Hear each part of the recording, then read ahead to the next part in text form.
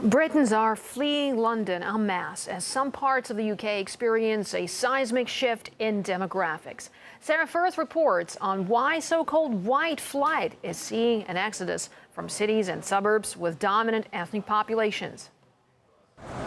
London, a multicultural hub known for its thriving diversity spanning the centuries.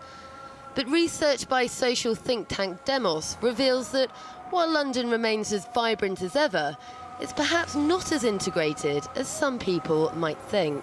London has experienced a huge amount of what's called white flight. Lower income white people, mainly in the outer suburbs, leaving London because they think it's changed too fast for them. One of those people is Jane Kelly.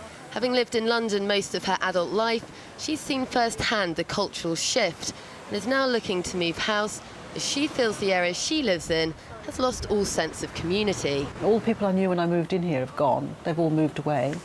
And there are now mostly flats with very transitory population. But perhaps surprisingly, it seems many of the older generation of migrants who live round here and have settled and built up businesses agree that integration is not working as well as it maybe should. The ethnic cultural diversity in London is part of what makes London great. So why do you think we're seeing a lot of talk about these sort of problems arising? Well, to be honest with you, it's foreign people, is more or less these European people. They're just interested to do a short journey, make the money and then run off the country, and that's it. There's no investment return to the country. There's nothing to rebuild the country. It's only for themselves to make money, and that's, you know, that's what they're interested for. I mean, I've been to this country when I was like 22 years old. Now I'm 43 years old. So I'm investing in business, I'm doing so many things in this country, paying tax back into the country, and, you know, doing that. That's the way it has to be.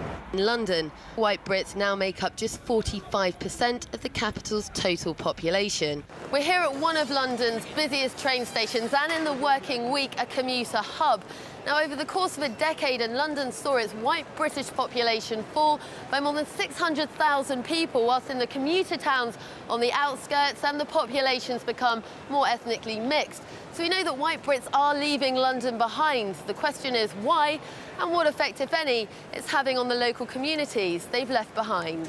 Well, there's a certain amount of diversity which is very nice in any city, but when the diversity becomes so extreme that you have almost like balkanised groups, that there are no actual traditional communities, or the traditional communities are outnumbered completely by newcomers, and the newcomers keep on and on rolling in, it has a very alienating effect. What's been seen across the UK for a long time has been most acute in London. But the figures aren't the full story. Avoiding ethnic communities does play a role in so-called white flight, but evidence shows that race may not be the main driver. I think the main thing about that white flight reminds us of is that there is a problem.